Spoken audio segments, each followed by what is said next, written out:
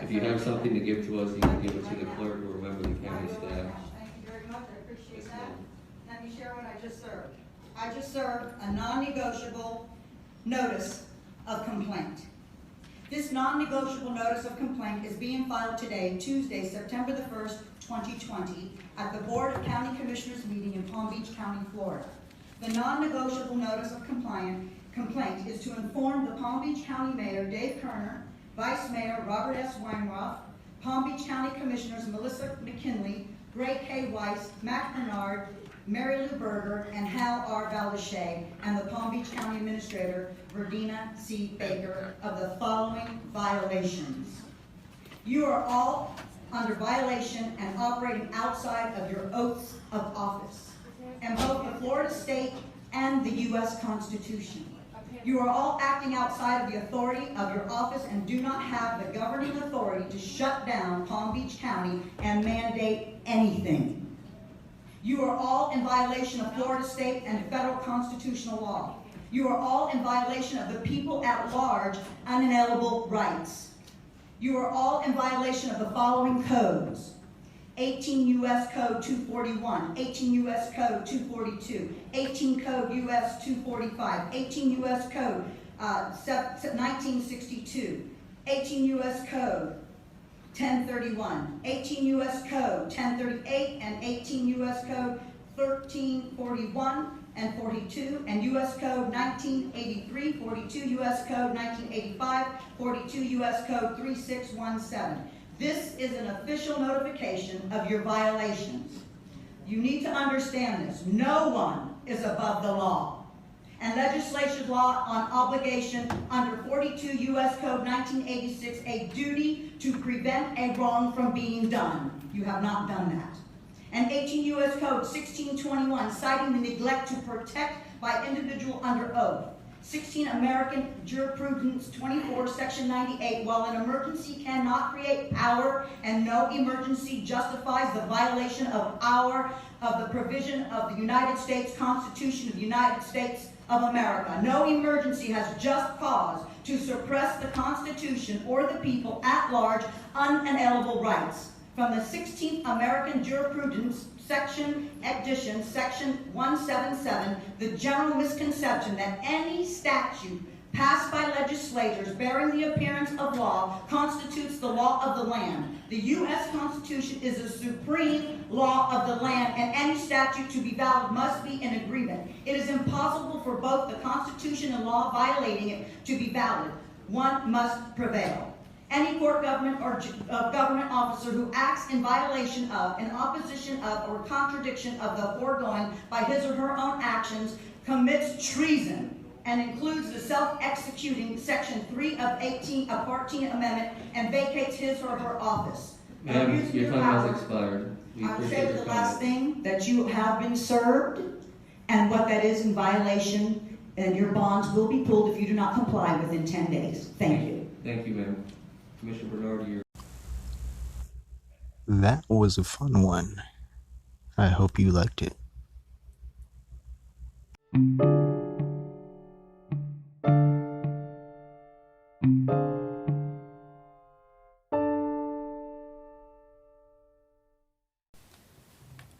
You are listening to Starseeds, Angels, Savant Syndrome, and the Mystic Man here, right here for you today.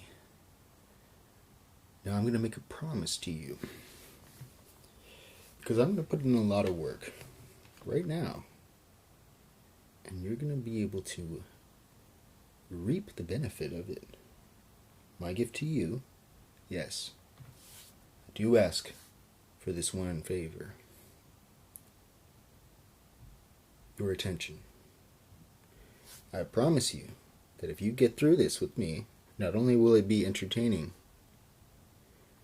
but it will cure you of any fear that you have in the present moment about the current events. I can't promise that you won't get new fears, of course, that's all you. But since I do understand the dynamics socially that are being implemented, or I should say imposed,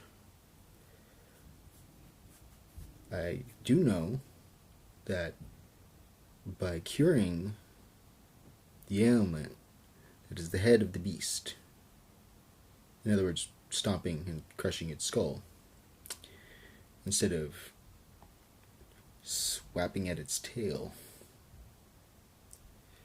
we do stand a good chance of attaining courage.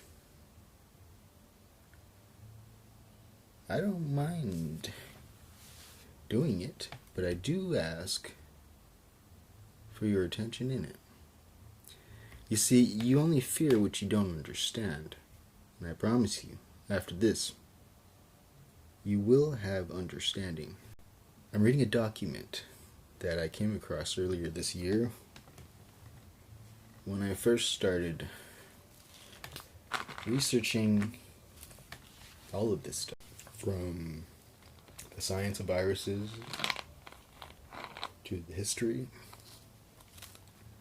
to the media and their history, which led me to the CIA website, which is where this is hosted on.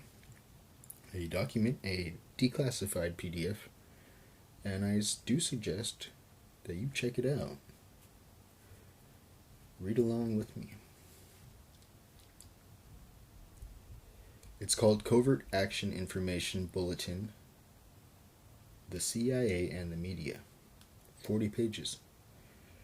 Don't worry, I'm a smooth reader. And it's full of very, very pertinent information that I think will help paint a picture for you. The document was approved for release 2010. CIA RDP 90-00845R 00100180003-5. That's the document name.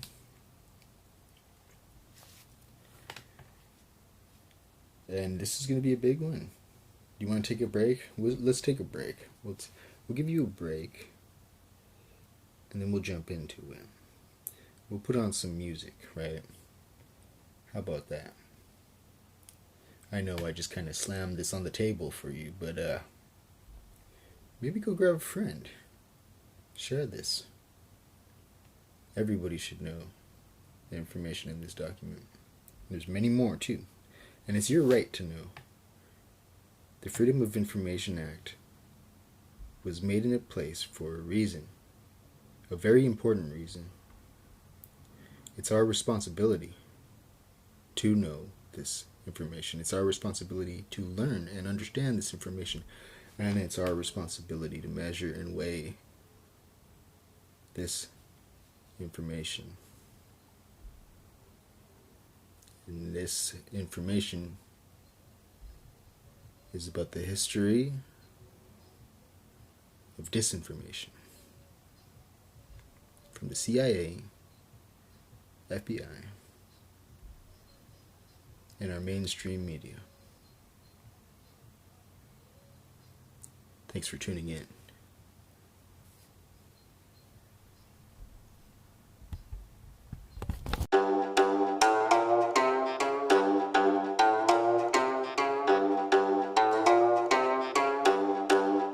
JK on the track.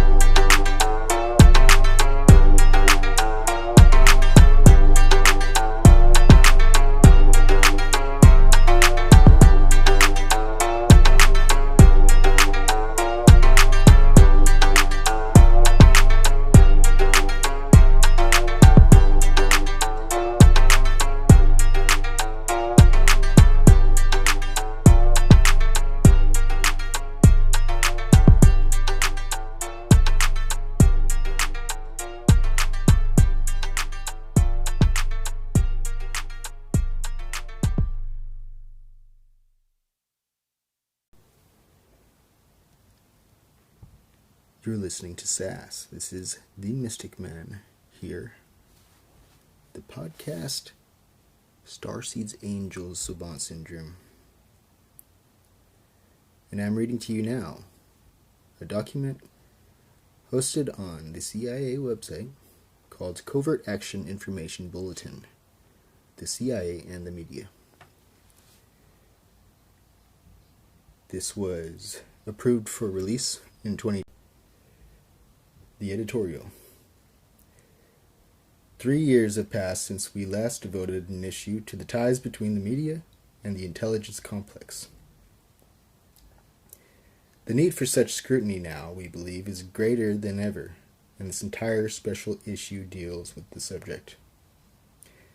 As the U.S. government sinks deeper into an ideological morass, the watchdog role of the press becomes that much more important. Yet we see complacency rather than skepticism. The country is being run by people who lie unashamedly, yet most of the media wag their tails and accept everything. Cabinet officers who assert their Grenada is a threat to the national security of the United States should be laughed at of the podium. Senior military and the CIA officials who fear an imminent invasion from the People's Republic of Mexico should be retired. Yet it seems that the administration can say almost anything and be taken seriously by a large segment of the Fourth Estate. We do not demean the efforts of the excellent investigative journalists of both the print and electronic media who have helped to expose some of the more outrageous abuses of the government, especially the illegal war against Nicaragua. Indeed, it is amazing, considering the way the deck is stacked against them, that they can expose anything. Truly, the administration holds almost all the cards. They can manipulate through selective background briefings and orchestrated leaks in a way that very few honest journalists can combat. Most people in the media have not spoken out. When the present government seems hell-bent on pouring many millions into the coffers of every fascist dictator in the world, on arming and financing regimes responsible for torture, disappearances, and thousands of deaths, on flagrantly breaking both U.S. and international law as a matter of course, the media must be intensely critical, not insufferably fawning. When someone lies outrageously, you have to say so, whether the speaker is the president or a famous foreign correspondent. Many journalists who accept every foolish bureaucratic utterance should know better. Some, unfortunately, do know better. Some unwittingly spread administration disinformation. Some create it. In this special issue of CAIB, we study the complex problem of disinformation from a number of perspectives. We include a comprehensive historical overview by William Preston and Ellen Ray and several current examples. This is, mind you, this is talking about current at the time when this was written, which I believe was in the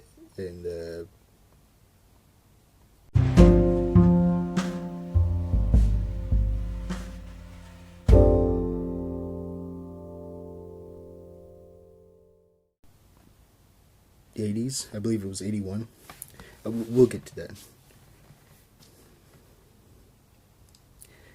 We are especially pleased to present the devastating analysis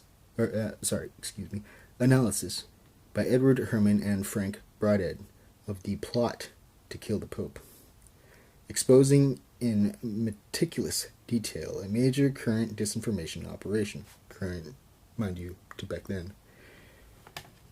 We also review the new book, by Georgie Ann Geyer, a leading disinformationalist, and we dissect the media operation which the Reagan administration is mounting against Grenada. We present, after a long absence from these pages, Philip Aji's detective work, which led to the exposure of a CIA wolf in journalists' clothing. And we conclude with the new notes and Ken Lawrence's sources and methods column, all devoted to the media and intelligence operations. We hope that journalists are vigilant in rejecting the pressures to spread disinformation. We hope that our readers will be relentless in exposing it. Well, count me in. I'm going to skip some of these headers. So let's start. Disinformation and Mass Deception. Democracy as a Cover Story by William Preston, Jr. and Ellen Ray. During World War I, the atrocity story came into its own as an instrument of foreign policy. In those simpler days, governments could turn public opinion against the enemy with tales of individual brutality, the rape of a nun, the bayoneting of a baby, or the execution of a Red Cross nurse. Such propaganda externalized the issues and focused national attention on an appropriate scapegoat. Doubters or dissenters were swept aside in the patriotic fallout in an emotional downpour that insisted, quote, once at war, to reason is treason, end quote. This crude propaganda, however, had a temporary, war-related quality which often foundered on its own exaggerations. The idea of truth in those days had not yet been obliterated by the continuous covert manipulation of an information in peacetime, just as in war, nor had deception, secrecy, and lying come to be so much a part of the national menu as to be swallowed whole like the junk food that satiates the public appetite. Today there is no better example of the corrupted circumstances that now confront the consumer of news than the undercover campaign of official disinformation about Cuba. Having failed to restore its hegemony over Cuba in the Bay of Pigs invasion, or in the long secret war waged under the codename Operation Mongoose, the United States Central Intelligence Agency recently stepped up its 20-year psychological warfare operations to discredit and destroy the Cuban government and any other Latin American or Caribbean government which stands in ideological unity with them. Propaganda aimed at that small, struggling country internationally manipulates emotions of horror, revulsion, and fear in the uninformed citizen of the Yankee Colossus. Cuba is falsely pictured by the U.S. as embracing in its foreign policy the contemporary apocalyptic trio: drugs, criminality, and terrorism. A far more terrible spectacle than the individual bloodletting of the World War I propaganda. Images of corrupted American youth, gangsterism, and revolutionary violence sent from Cuba throughout Latin America are daily media fare for the American public. Sound familiar? Cuba as a scapegoat and Fidel Castro as the implacable enemy of world national security interests have become easy answers for the complex realities of hemispheric change and the sophisticated techniques with which official information about Cuba is concealed, denied, created, regulated, shaped, and planted, seem to have heightened public acceptance of the big lie. With a shootout at credibility gap might not rescue excuse me. While a shootout at credibility gap might not rescue the truth about Cuba from the hands of its abductors, a historical perspective of official U.S. deception operations against its own people might at least inoculate some against further ravages of this advancing affliction. Wow, these guys, they're smart. Writers used to be real genius, huh? I can barely understand. No, I got it. I'm following along. I'm just being humble. I hope you're carrying along too. Basically, they're talking about Cuba, the propaganda back then, and CIA. You just apply it to what's going on right now, and I'm sure you'll follow right around. The overt era of information abuse, 1898 to 1945. So here's a historical account I see. No one with any knowledge of governments would ever insist there was a utopian past. Governments have always monitored dissent to impose their version of events on the public consciousness, to control the circulation of hostile opinion, and to manage the news. Secrecy always had a place, as had executive privilege. But the First Amendment guarantees, as well as the separation and checking of powers, seemed designed to limit the U.S. government's inherent tendency to manipulate information for its own interest. But as we shall see, this is not the case. During and after the Civil War, while not engaging in deliberate deception, the government nevertheless insisted on, quote, codes of press behavior, end quote, the same which we criticize UNESCO, that's UNESCO, and third world nations for daring to put forth in the new international information order. That's all in brackets. And could classify information as too poisonous to circulate if judged incendiary. In quotations, seditious, treasonable, immoral, indecent, or obscene, end quote. The buildup of the North American Empire then added a new dimension of danger for information.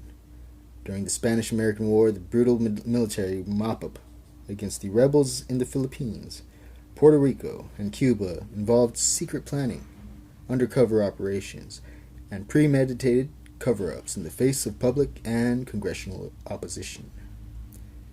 It was the First World War, however, that led the U.S. to move beyond censorship and overt suppression into the heady realm of disinformation itself. In April 1917, President Woodrow Wilson authorized the Committee on Public Information, headed by George Creel, to take an active part in disseminating and propagandizing an official point of view. To unite public opinion behind the war, Creel's CPI conducted a, quote, a fight for the mind of mankind, end quote, fake intelligence suggesting that German spies were everywhere, generated waves of hatred and hysteria against the, quote, barbaric Huns, end quote, in disinformation coups, reminiscent of today. The State Department used selective information to prove Germany was funding American pacifist organizations. The capacity for covert conduct also gained ground as U.S. military intelligence expanded its role in domestic surveillance, laying plans in 1920 for a secret domestic counterintelligence program aimed at radicals, an authentic progenitor of the COINTELPRO operations of the later Hoover years.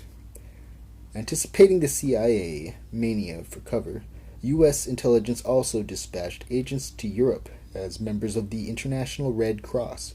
By the end of the war, the country had acquired an institutionalized intelligence system, initiated the classification of sensitive information, and bitten into the apple of deception. The Committee for Public Information left a legacy of experience for later generations of disinformationists to apply, if not duplicate. Public relations is born as disinformation. During two subsequent decades of peace in which the trauma of an economic collapse followed the delirium of a perilous prosperity, a subtle yet significant development shaped the future of information. The rise of public relations and its professional advocates. exemplified by Edward Bernays, a man who began his career as consultant to the U.S. delegations of the Versailles Peace Conference, which terminated World War I and ended it as a hired hand for United Fruit Company in Latin America. Public relations and its covert marketing strategies quickly seeped into the very core of American life. As Bernays cynically stated in a PR manual in 1928, the conscious and intelligent manipulation of the organized habits and opinions of the masses is an important element in democratic society. Those who manipulate this unseen mechanism of society constitute an invisible government, which is the true ruling power of our country. It is the intelligent minorities which need to make use of propaganda continuously and systematically. End quote. That doesn't say it all right there. Right. Moving on. The New Deal 30s witnessed further assaults on the integrity of information. In the U.S., the realities of the Depression inspired a militant labor union campaign for the recognition and power, one in which the communists participated as allies. The conservative reaction to his movement was vicious, projecting an image of it as the secret red subversion of U.S. society, a mindless image which haunts the public consciousness even today. Imagined threats from front organizations and fifth columns brought further waves of tainted information. Thus, the stage was set for the massive escalation of mistrust in any information not certified pure by the U.S. government. Since it could have the field to itself, all competitors were labeled un-American. What the government would do with this power was not yet clear, but its existence and potential for abuse could not be denied. An incredible opportunity for any proponent of the Bernays school of manipulation. Other trends in the years immediately preceding Pearl Harbor accelerated the information counter-revolution. The growth of classification expanded the domain of U.S. secrecy and the ability of government officials to conceal or selectively leak information on behalf of their own political agendas. Loyalty oaths and security checks came into being, designed to eliminate disclosure of the same material. Subversive activities, end quote, and espionage, meanwhile, became top priorities for the U.S. government, justifying generalized surveillance of a population considered suspect. Covert intelligence activity would soon come to serve the information management of successive U.S. administrations. World War II and the new disinformation. On the eve of its second crusade to save the world, the U.S. was also poised on the brink of a new information era. How secret its policies would become, to what extent it would adopt the techniques of deception, and how each of these would affect democratic decision-making began to emerge as the war progressed. These questions were illuminated in the dramatic struggle for power which occurred between the Office of War Information, essentially a civilian organization charged with the mission of promotion and understanding of the war to the world at large, and the Office of Strategic Services, OSS. The wartime predecessor of today's CIA. These two agencies had irreconcilable differences over the nature and purposes of propaganda. The OSS victory in this struggle would foreshadow the growth of an Orwellian Ministry of Truth to be used as a covert instrument of Cold War policies against a new enemy, the Soviet Union. But all that came later. Elmer Davis, OWI director and ex-newsman, began World War II believing his agency should deal in facts.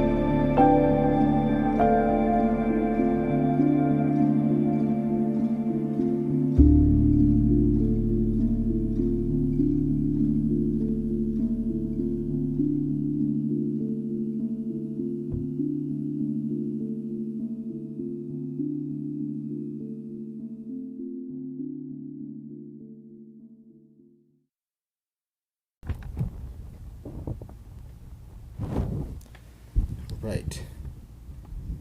Here we go. Where was I? I will just go.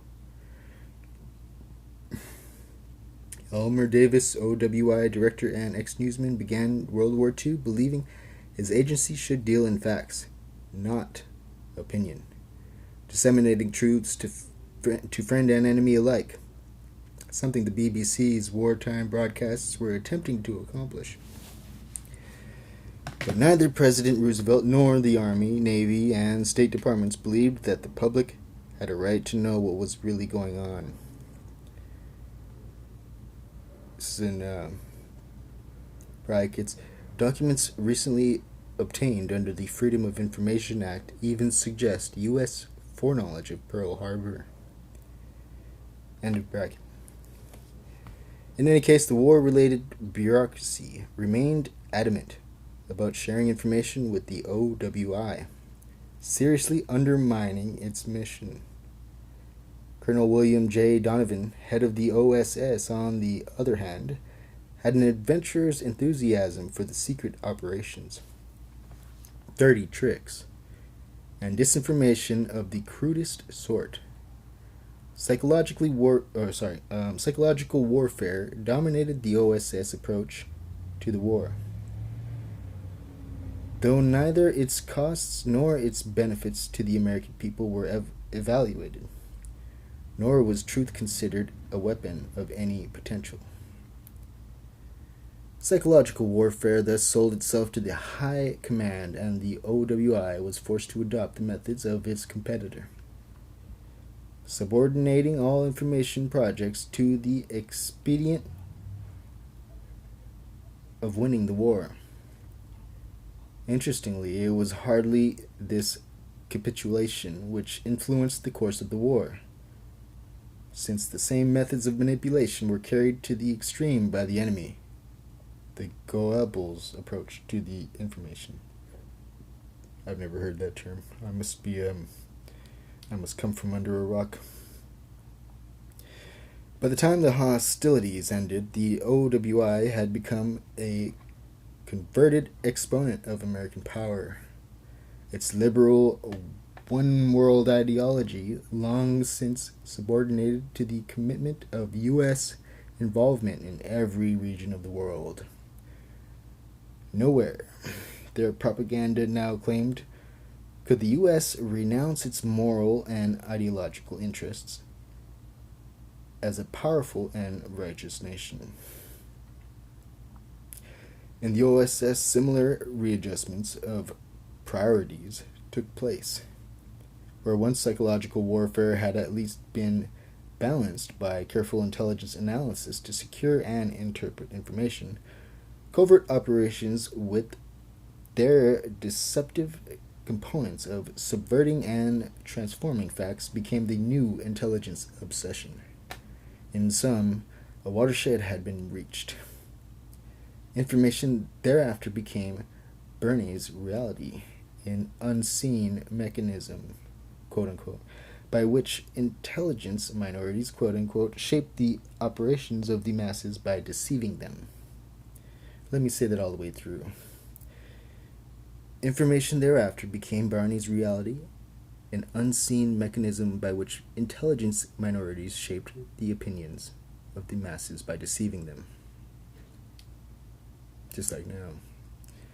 And just like he's saying is happening then in his time where he's writing it.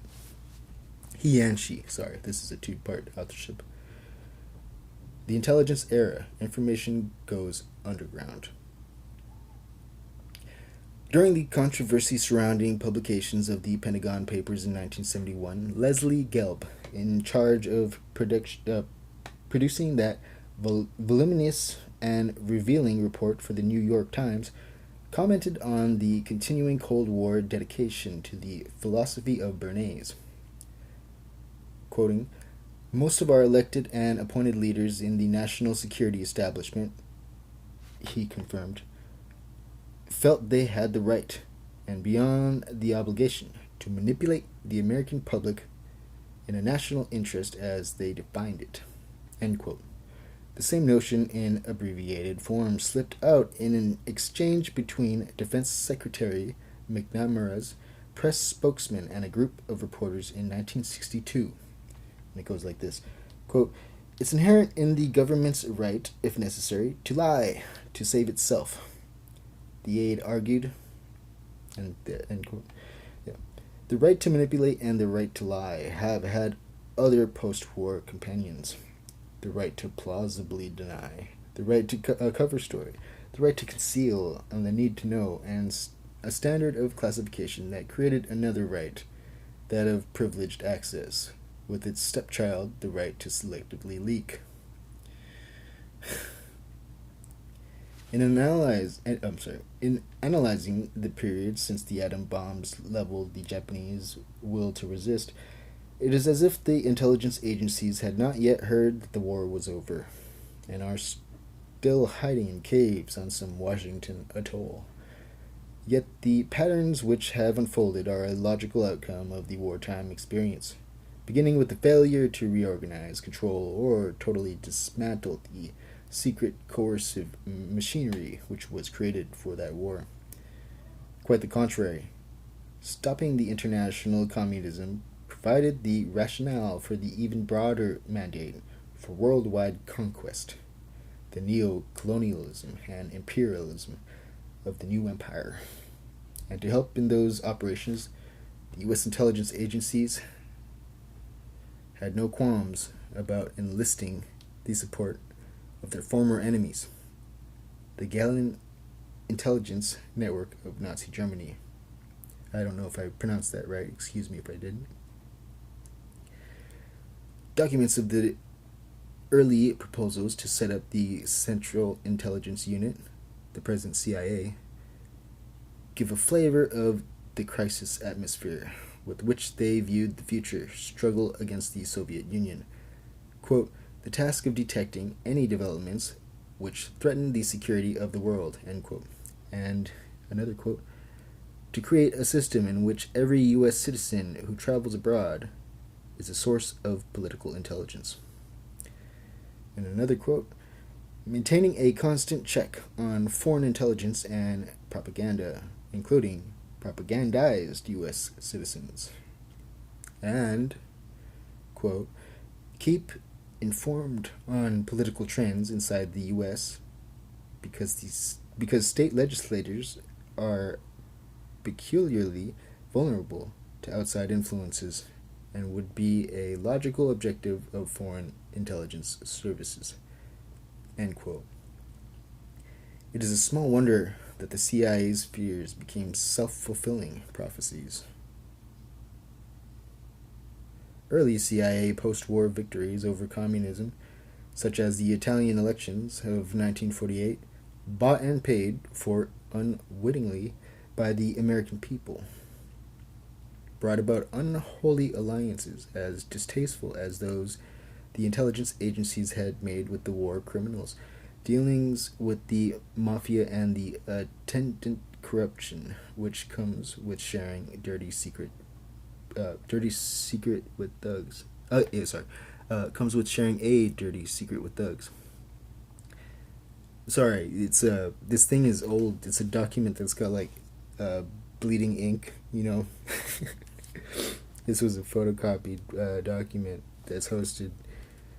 So yeah, it's super like totally like spy like reading a document style. It's on the CIA website. You should check it out. I'm serious. Look it up. It's your right to look it up, and it's your right to read it. Freedom of Information Act. All right. Later, the Korean War produced an equally important impact on the spy operatives' own psychological outlook. Korea revived the atmosphere of total war and created an anything goes philosophy directed against the enemy. It meant, as General Maxwell Taylor argued in 1961 with reference to Fidel Castro, there would be a policy of no long-term living with dangerously effective exponents of communism and anti-Americanism. End quote. Iran in 1953, Guatemala in 1954, Vietnam 1954 to 1973, Brazil 1962, Indonesia 1965, and Chile 1973 were among the targets of covert operations encouraged by this philosophy. But the strangest outcome of all in this web of deceit and disinformation was its coming home to roost. The intelligence establishment actually began to eat its own vomit. False propaganda fed into the foreign outlets came to be reported back to the U.S., and the government began to make policy decisions based on its own lies. U.S. disinformation today. In spite of the long history of U.S. government propaganda, disinformation, and lying, each succeeding administration insists it is clean, inventing alternative sources on whom to place the blame for the corruption of communications and dialogue. None of them wants the public to find the pea under the shell in this age-old con game. President Reagan has naturally accused the Soviets of introducing the practice. The State Department has fostered the myth that disinformation is a Russian word. Desinformatsiva, according to one of their busy little defectors, Ladislav Bittman, is the province of Directorate A of the KGB. Bittman, a Czech, who left his country well over 10 years ago.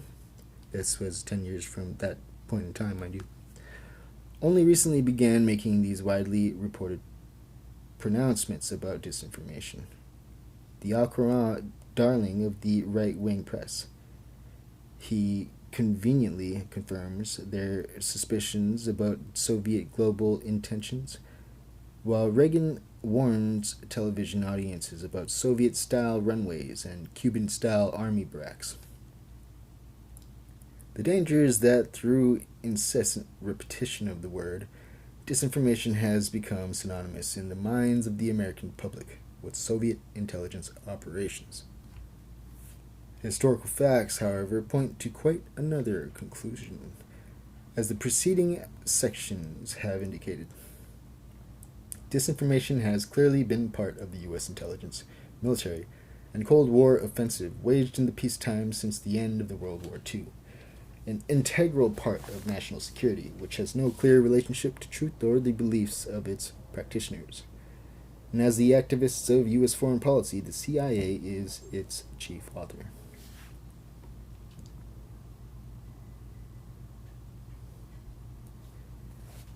Why don't we take a break? I bet you are needing one. Me too. All of this disinformation information that's really factually based because it's